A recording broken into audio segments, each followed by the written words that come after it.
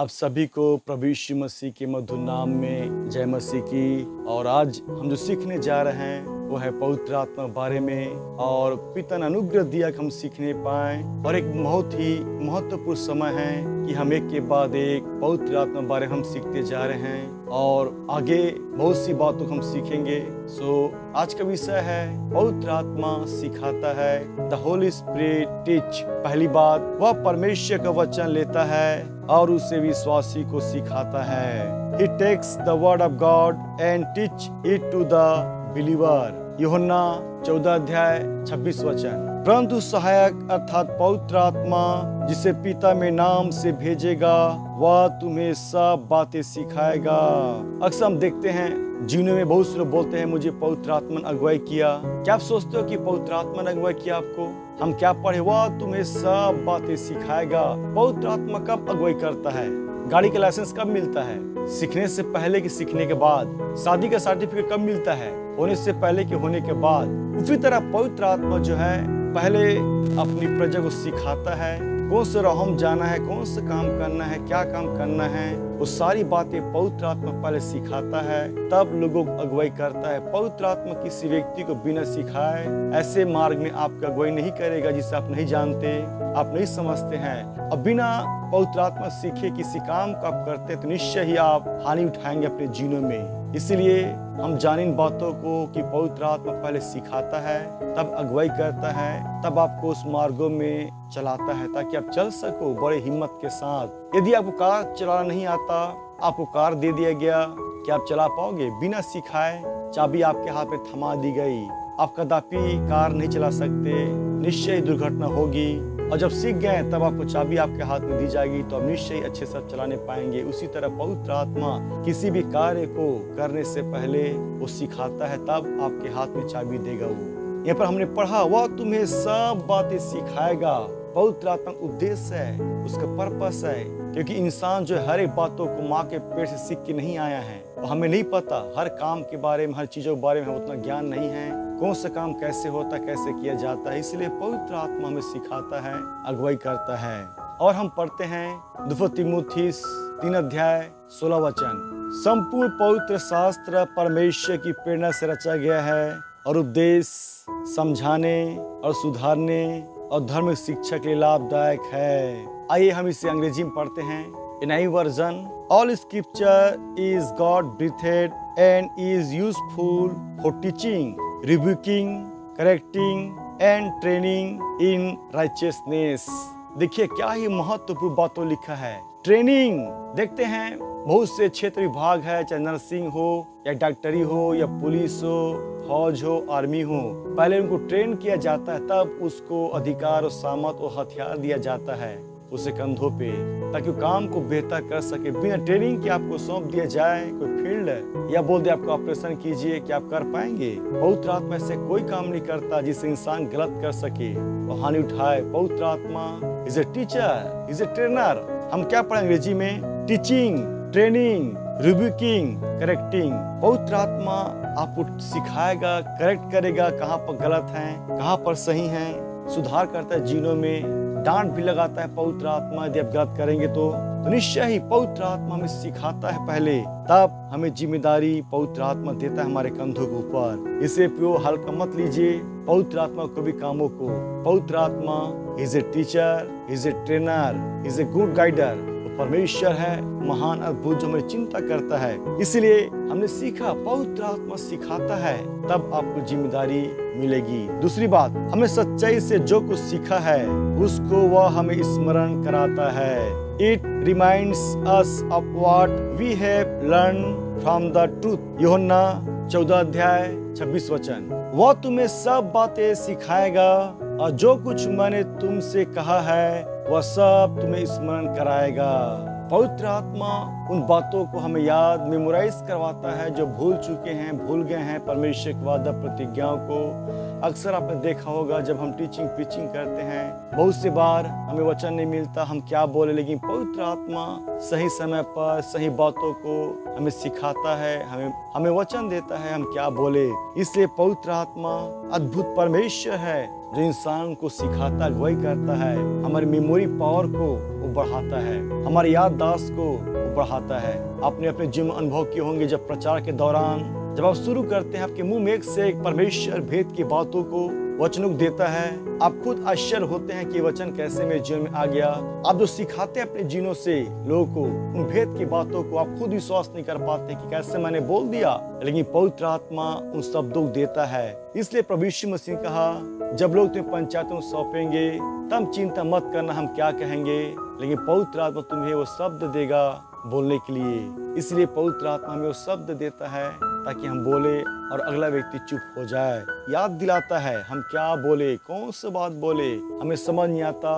तब जब परिस्थितियां विपरीत होती हैं, कठिन होता है, और कठिन समय में पवित्र आत्मा हमें याद दिलाता है और बेहतरीन बुद्धि ज्ञान के वचन हमें देता है पवित्र आत्मा। और जब हम बोलते हैं उसे सुन के अगला व्यक्ति चुप हो जाता है। इसलिए पवित्र आत्मा हमें याद दिलाता है क्या बोलना है, कहाँ पर बोलना है, कैसे बोलना है। पहला कुरिन्थियों 2:13, जिनको हम मनुष्यों के ज्ञान की सिखाई हुई बातों में नहीं परंतु आत्मा की सिखाई हुई बातों में आत्मिक बातों से मिला मिला कर सुनाते हैं। ये क्या लिखा है? आत्मा की सिखाई हुई बातों में आत्मिक बातों से मिला मिला कर सुनाते हैं। सो पवित्र आत्मा महान है, जो सिखाता है, जो सुनाता है, उन्हीं बातों में हम मिला मिला के सिखाते हैं। इसलिए पवित्र आत्मा अद्भुत परमेश्वर है, वो शिक्षक है, वो ट्रेनर है, जो इंसान को सिखाता है, अगुवाई करता है। अक्सर हम सोचते हैं पवित्र आत्मा केवल विश्वासी जीनों में काम करता है। जानना है परमेश्वर ने अपनी आत्मा को मनुष्यों के नथनों में डाला है, जो इंसान के अंदर जो काम कर रहा है। देखिए आज इंसान जो अच्छे काम करता है, अच्छे रहम चल रहा है, अच्छे बात जो सिखाता है, अच्छे बातों को, वो पवित्र आत्मा है सिखाने वाला। जानना है इन बातों को। यदि इंसान गलत कामों कर रहा है, वो काम परमेश्वर की आत्मा की ओर से नहीं है। परमेश्वर महान है, वो चाहता हर एक व्यक्ति उसके राहों में चले। हम न्याय के बारे में पढ़ते हैं, परमेश्वर जब न्याय करेगा उसमें लिखा है बहुतों का न्याय व्यवस्था के अनुसार होगा, बहुतों का न्याय वचन के अनुसार होगा। बहुतों का न्याय जिनके पास न तो वचन था न व्यवस्था था, लेकिन उनके विवेक में या विवेक के अनुसार उनके मनों में डाला गया है या डाला गया था, उसके अनुसार उनका न्याय किया जाएगा। देखिए क्या ही महान परमेश्वर जो अद्भुत है, जो कामों करता है, हर एक के जीनों में अपनी आत्मा के द्वारा उन बातों को डालता है ताकि इंसान सीखे जाने उन बातों को। भले वो व्यक्ति उन बातों को भूल जाता, याद नहीं रख पाता कि मुझे कौन सिखाया। हमें जानना है उन बातों को पवित्र आत्मा सिखाता हर एक व्यक्ति को, ताकि वो सही काम करे, सही राह में चले। लेकिन ये इंसान का चुनाव होता है, वो गलत राह में चला जाता है, गलत काम करता है। तीसरी बात, वो उद्धारकर्ता के विषय में हमारे सम्मुख गवाही देता है। He testifies before us about the Savior। यूहन्ना 15:26। परंतु जब वह सहायक आएगा, जिसे मैं तुम्हारे पास पिता की ओर से भेजूंगा, अर्थात सत्य की आत्मा जो पिता की ओर से निकलता है, तो वह मेरी गवाही देगा। पवित्र आत्मा गवाह है, वो गवाही देता है और हमें गवाही देना सिखाता है। हम पढ़ते वचन में कि विश्वासी जो है मसीह के लहू और गवाही द्वारा जयवंत हुए। इन बातों को हम सीखे। गवाही वो चीज है जो आपको मुझको जयवंत करता है बैरी हर एक कामों के ऊपर। जब हम गवाही देते हैं, पवित्र आत्मा हमें एक कदम जय की ओर बढ़ाता है, हमें जयवंत करता है। इसलिए आप अपने जीवन में गवाही रखिए, जहाँ भी जाए या कलीसिया में गवाही दीजिए। और हर एक गवाही यीशु मसीह का वो पवित्र आत्मा की ओर से होता है, और पवित्र आत्मा हमें गवाही दिलवाता है, क्योंकि परमेश्वर गवाह है, यीशु मसीह गवाह है और पवित्र आत्मा भी गवाह है। इसलिए पवित्र आत्मा गवाही दिलवाता कि मसीह ने क्या क्या आपके लिए किया, कैसे कैसे कामों किया आपके जीवनों में, ताकि आपकी गवाही के द्वारा परमेश्वर की महिमा हो। यीशु मसीह ने उन 10 कोढ़ियों को चंगा किया, उसमें से एक लौट के आया। तब यीशु मसीह ने कहा, जा जो कुछ तुम्हारे परमेश्वर ने किया है याजक को दिखा और जाकर अपने लोगों को बता कि परमेश्वर तेरे लिए कैसे बड़े बड़े कामों किया है।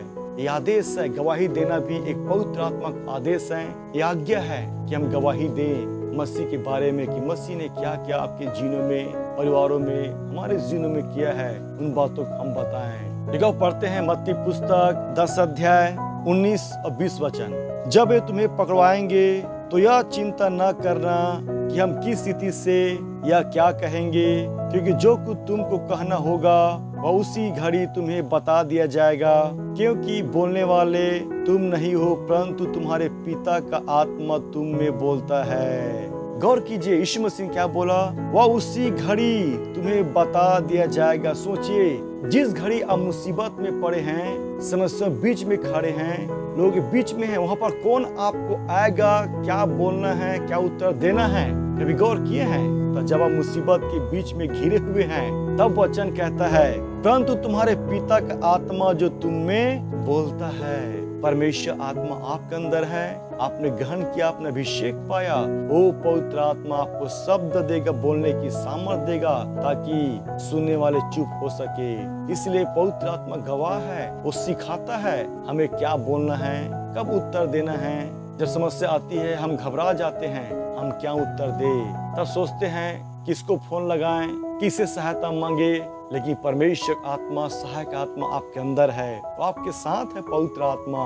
इसलिए पवित्र आत्मा आपको उत्तर देगा, आपको सामर्थ देगा गवाही देने के लिए उन हजारों की भीड़ में, ताकि आप बेहतर गवाही दे सको, बेहतर वचन बोल सको निर्भय होकर। हम पढ़ते बाइबल में परमेश्वर की आत्मा डर का नहीं है, वो सामर्थ की आत्मा है, वो निर्भय आत्मा है, वो हिम्मत का आत्मा है पवित्र आत्मा।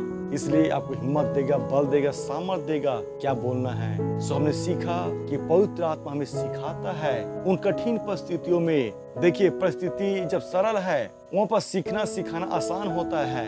जब परिस्थिति जब कठिन होती है, तब वहाँ पर सिखाने वाला और सीखने वाला कोई नहीं होता। दुख की घड़ी में कोई वहाँ पर नहीं होता है सिखाने वाला, केवल एक ही होता है, वह जीवित परमेश्वर पवित्र आत्मा जो आपके अंदर है। यीशु मसीह ने कहा, तो तुम्हारे पिता का आत्मा जो तुम में है वो सिखाएगा। इसलिए न घबराएं, न डरे, पवित्र आत्मा आपके साथ है, आपके अंदर है। पवित्र आत्मा आपकी अगुवाई करेगा, आपको सिखाएगा, आपको ट्रेन करेगा, ताकि बेहतर आप परमेश्वर के महान दास दासी बन सके, एक योद्धा के रूप में आप तैयार हो सके।